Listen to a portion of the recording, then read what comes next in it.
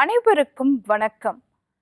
நான் doctor M S. Vishanandhini, Siddha physician, Lotus Women Care Hospitals, PCOS speciality centre, Saibaba colony, Coimbatore, KK Nagar, Chennai.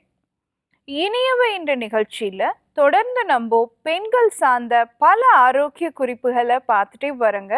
அந்த வகையில் இன்னைக்கு நம்ம சொல்லக்கூடியது பெண்கள் எளிதாக தாய்மை அடைய உதவக்கூடிய உணவுகள்லாம் என்ன அப்படிங்கிறத பற்றி தான். ஏன்னா இன்னைக்கு குழந்தை பாக்கியம் அப்படிங்கிற ஒரு விஷயம் பார்த்தீங்கன்னா பல பேர்த்துக்கு எட்டா கனியாகவே இருந்துட்டு இருக்கு.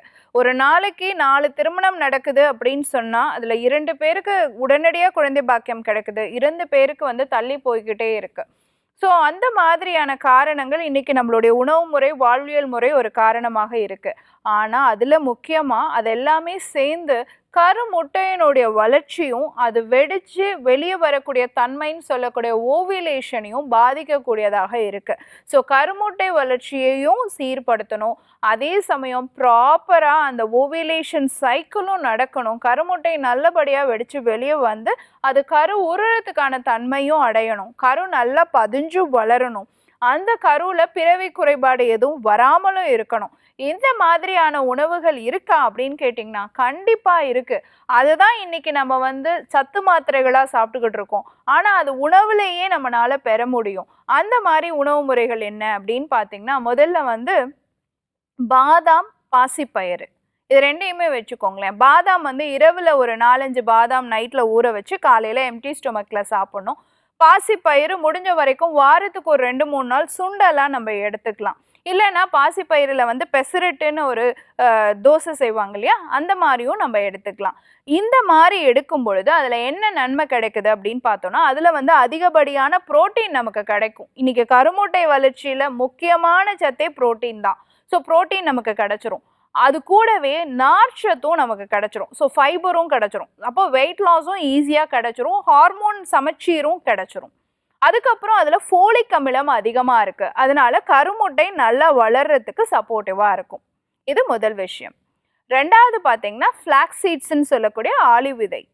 இது எல்லாருக்கும் இன்னைக்கு நல்லதுன்னு புரியுது, ஆனால் எந்த நாளில் எடுத்துக்கணுங்கிறதா நமக்கு தெரிய மாட்டேங்குது. இப்போ நம்ம கருமுட்டை வளர்ச்சிக்காக எடுத்துக்கிறோம் அப்படின்னு வச்சுக்கோங்களேன். 6வது நாள்லேருந்து 15வது நாள் வரைக்கும் டெய்லி காலையில் எம்டி ஸ்டொமக்கில் இந்த ஃப்ளாக்ஸ் சீடை வறுத்து பொடி பண்ணிவிட்டு ஒரு 1/2 ஸ்பூன் அளவு எம்டி ஸ்டொமக்கில் எடுத்துகிட்டு 1 டம்ளர் வெந்நீர் எடுத்துக்கோங்க.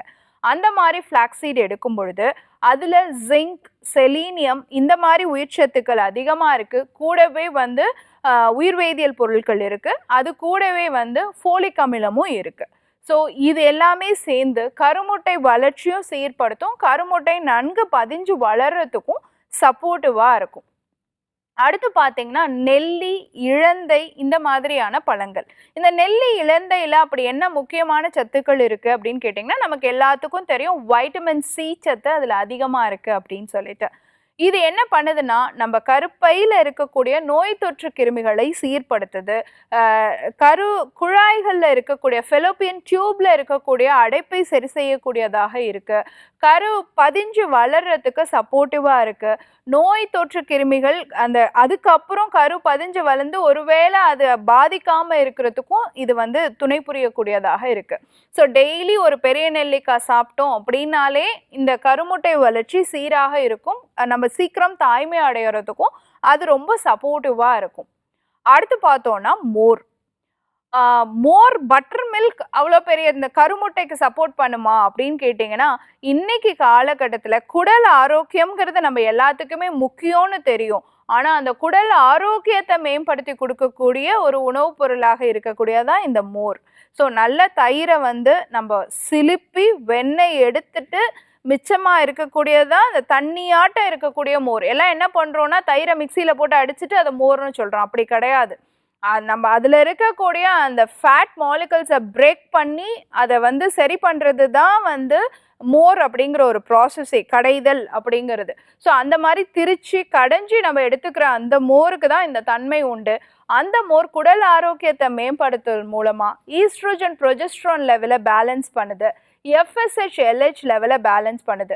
ஸோ கண்டிப்பாக குழந்தை பாக்கியத்துக்காக முயற்சி செய்யக்கூடிய பெண்கள் ரெகுலராக மத்தியான நேரத்தில் ஒரு டம்ளர் மோர் எடுத்துட்டு வந்தோம்னாலே கருமுட்டை வளர்ச்சி சரியாக இருக்கும்.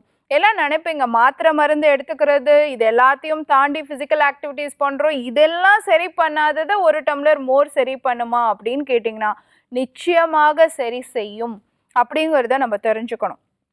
அடுத்து பார்த்தோம் அப்படின்னு சொன்னால் மீன் வகைகள். சிறு மீன் வகைகள் வந்து நம்மளால் முடிஞ்சால் சேர்த்திக்கலாம்.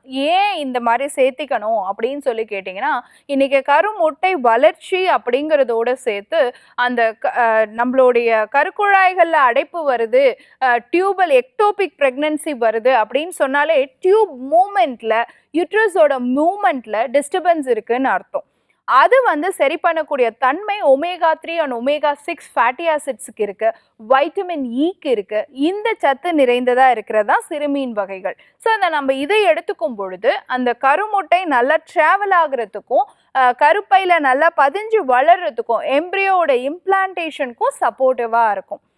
லாஸ்ட் பார்த்தீங்கன்னா வால்நட்டுன்னு சொல்லக்கூடிய அக்ரோட்டு. ஸோ டெய்லி ஒரு அக்ரோட்டு நைட்டில் ஊற வச்சு காலையில் மார்னிங் எம்டி ஸ்டொமக்கில் எடுத்துக்கிறோம்.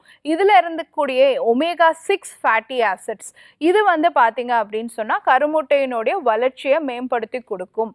ஸோ எனக்கு AMH வேல்யூ கம்மி ஆகிட்டே இருக்குது டாக்டர், எனக்கு வந்து இனி வந்து நேச்சுரல் ப்ரெக்னன்சிக்கு சான்சஸ் இல்லைன்னு சொல்கிறாங்க, இனி வந்து நேச்சுரல் ப்ரெக்னன்சிக்கு சான்சஸ் இல்லைன்னு சொல்கிறவங்க கூட ரெகுலராக பாதாம் அண்ட் வால்நட் எடுத்துகிட்டு வரும் பொழுது அவங்க கருமுட்டை வளர்ச்சி சீர்படுறதை அவங்களால பார்க்க முடியும். ஸோ இந்த மாதிரி உணவுப் பொருட்கள் மூலமாகவே நம்ம கருமுட்டை வளர்ச்சியும் சீர் செய்ய முடியும். அதே சமயம் கரு நல்லா பதிஞ்சு வளர்கிறதுக்கும் நம்ம சப்போர்ட் பண்ண முடியும். ஸோ குழந்தை பாக்கியத்துக்காக இயங்கக்கூடிய பெண்கள் வந்து நிறைய மாத்திரைகள் எடுத்தும் இயற்கையான முறையில் எங்களால் கருத்தரிக்க முடியலன்னு கவலைப்படாதீங்க. உங்கள் உணவு முறை மாற்றங்களும் வாழ்வியல் முறை மாற்றங்களுமே நிச்சயமாக உங்களுக்கு ஒரு மகிழ்ச்சியான செய்தியை உருவாக்கி கொடுக்கும். பயன்படுத்தி பாருங்கள். இதே மாதிரி இன்னொரு ஆரோக்கிய குறிப்போடு நான் உங்களை சந்திக்கிறேன். இயற்கையோடு இணைவோம், ஆரோக்கியமாக இருப்போம், ஆனந்தமாக வாழ்வோம். நன்றி, வணக்கம்.